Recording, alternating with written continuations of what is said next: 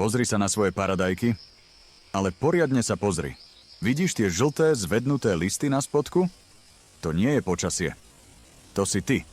Ty ich vraždíš pomaly a isto. Myslíš si, že to je normálne, že staré listy odchádzajú? Hlúposť, to je volanie o pomoc. Rastlina ti kričí do tváre, že ju týraš a ty si hluchý. A čo urobíš? Bežíš do obchodu a kúpiš tú najfarebnejšiu fľašu s nápisom Zázračné hnojivo pre paradajky. Myslíš si, že si záchranca. Omyl, si kat. Leješ tam tú chemickú žbrndu a čakáš na zázrak. Ale zázrak neprichádza. Prichádza len pomalá, bolestivá smrť tvojej úrody. Listy žltnú ešte viac. Prečo? Lebo tie sračky z obchodu sú koktejlom všetkého a ničoho. Zablokujú príjem živín. Zabetonujú pôdu. Spália jemné korienky. Je to jed, nie liek. Predajcovia ti to nepovedia. Tí chcú, aby si kupoval viac. Aby si bol závislý na ich drahých, neúčinných roztokoch. Smejú sa ti za chrbtom, keď platíš. Takže to vyhoď! Hneď teraz. Zober tú fľašu a hoď ju do koša, kam patrí. Ušetriš peniaze a možno zachrániš to, čo sa ešte zachrániť dá. Teraz počúvaj, lebo ti vysvetlím, čo sa naozaj deje. Bez marketingových kecov. Čistá, surová biológia. Tvoj paradajkový list je továreň. Solárny panel, ktorý premieňa svetlo na energiu. A kľúčová súčiastka v ňom je chlorofil. To je tá zelená farba. Aby táto továreň fungovala, potrebuje stavebný materiál. Dva najdôležitejšie, ktoré ti teraz chýbajú, sú dusík a magnézium. Horčík. Dusík je ako tehly. Stavia nové listy, stonky, bunky. Keď chýba, rastlina prestane rásť a staré spodné listy obetuje. Zožltnú celé a rovnomerne. Magnézium je ešte dôležitejšie. Je to centrálny atóm v molekule chlorofilu. Je to tá iskra, ktorá štartuje celý motor fotosyntézy. Keď chýba magnézium, továreň sa zastaví. Medzi zelenými žilkami listu sa objavia žlté škvrny. List vyzerá ako mramorovaný. A potom zomrie. A prečo ti chýbajú? Lebo si ich buď vyplavil prílišným polievaním, alebo si pôdu zamoril zlým hnojivom a rastlina ich nedokáže prijať.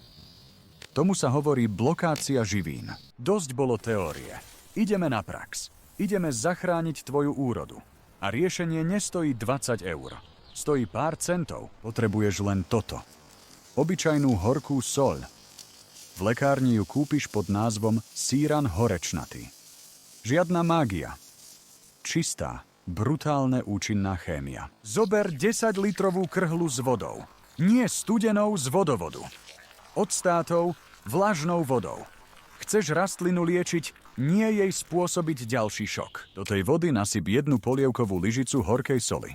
Nie viac. Ak dáš viac, spáliš ich. Presne jednu lyžicu. A teraz to poriadne rozmiešaj.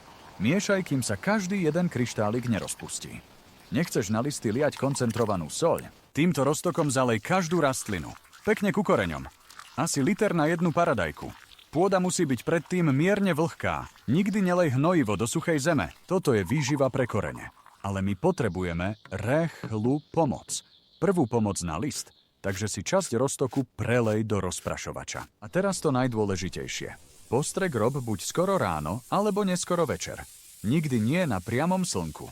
Kvapky vody fungujú ako lupa a spálili by listy na uhoľ. Postriekaj všetky listy.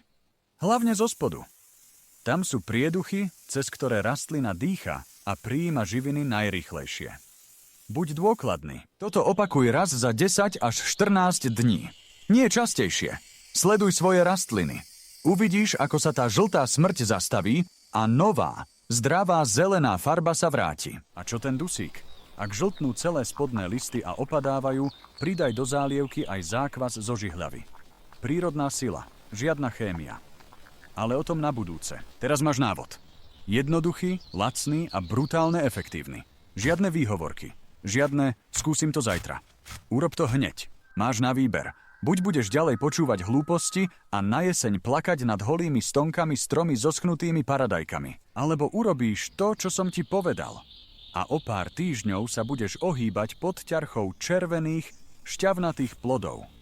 Budeš ich rozdávať susedom, lebo nebudeš vedieť, čo s nimi. Voľba je na tebe. Buď si víťaz s plnými košmi, alebo porazený s holými stonkami.